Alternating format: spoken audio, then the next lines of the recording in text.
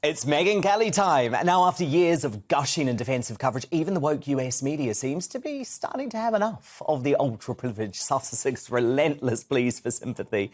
Even the British-hating former newspaper of record turned liberal rag, the New York Times, now asking if Prince Harry's repetitive and tiresome confessional tour has run its course.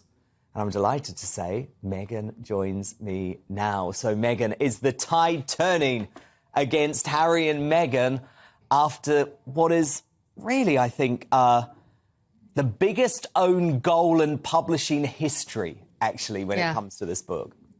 I think the answer to your question is yes. And I think the reason is people like you, like me, some others have been paying attention to these too, very closely. I mean, in detail for the past couple of years.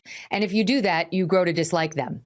And now they have insisted that everyone pay close attention to them over the past couple of months, between her podcast and the Netflix quote unquote documentary, and now this media tour around his book. And they're seeing exactly what you and I have seen. If you just pay attention, you see their pettiness, their vindictiveness, how completely out of touch they are.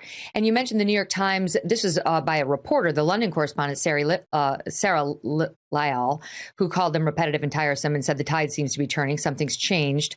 There are only so many revelations the public can stomach. But the review hit. The New York Times review of the book hit today, referring to Harry as embittered, saying these two might just finally be overexposed, using terms like boring, cringy, catty, tiresome, to describe what it read, the Times, in reviewing this book.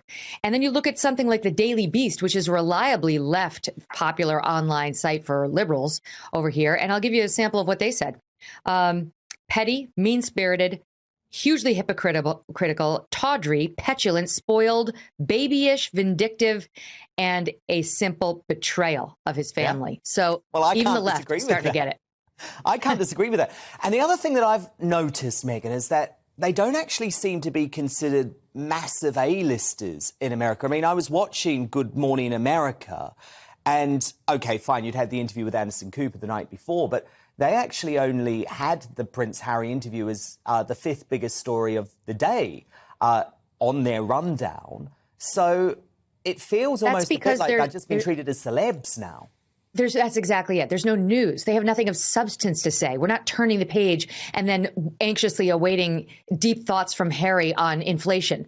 No one is. So as soon as they stop talking about the one thing that makes them interesting, which is their connection to the royal family, we're going to move on. It's already starting. There's no act two.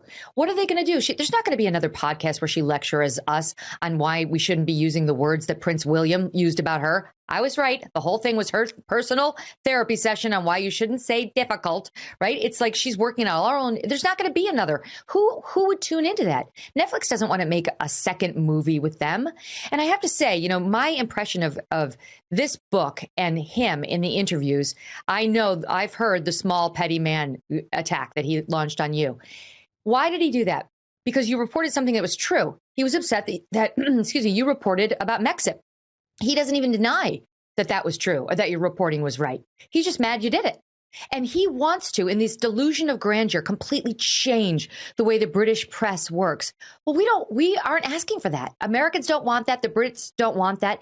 We want what? To snuff out true reporting that gets ahead of the subject and steals the spotlight or the headline from him, making it personally. Sorry, that's not the way the press works.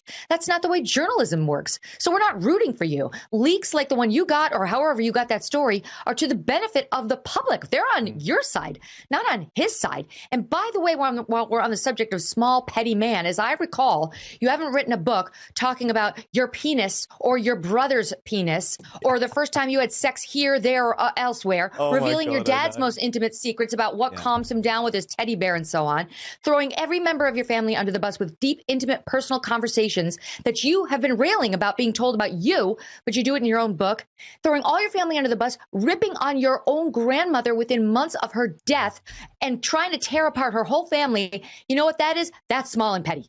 Yeah, I couldn't believe that he has gone for the Queen, the late Queen. That shocked me. Also, Meghan, I just wanted to ask you what you made of this massive rowing back on all of the racism claims. So They spent 2 years allowing the entire world to think that there is some royal racist at the top of the institution. And then all of a sudden, Harry says, hang on a moment, we've never accused the royal family of racism. And we saw what Meghan said to Oprah Winfrey. Do you think this illustrates some sort of split between Meghan and Harry? Or have they realised, holy cow, we went too far? I'm going to guess the latter. I think he's woke too. He's just as annoying as she is. This is what the book reveals. Just as annoying, and has been for a long time, and is obsessed with his public image. Obsessed. His stupid complaints. I mean, we could go on forever. By the way, speaking again of petty, he's mad that his room was smaller than Prince William's. Has anybody out there ever had an older sibling? Hello, all of us who are third on the scale or second on the scale understand. That's how it works. Has nothing to do with you being a stupid spare. Right? It's always the way it is. But I think on the Oprah racism thing, they did realize that they went too far. But let's take it at its word, okay, that they didn't mean to allege racism. Where was the correction of all the press narrative the next day? Why didn't they come? They have a powerful microphone. They could have gone through Omid Scobie, their stenographer. There were many ways to correct the record. They didn't. When they took their award a month ago for fighting racism in the royal family here in New York, did they stand up and say, you've got it, you're not a little off? No, they loved being bathed in accolades for calling out truth to power, racism in the royal family. And what they're telling us now, just like so much in his book, is an obvious lie.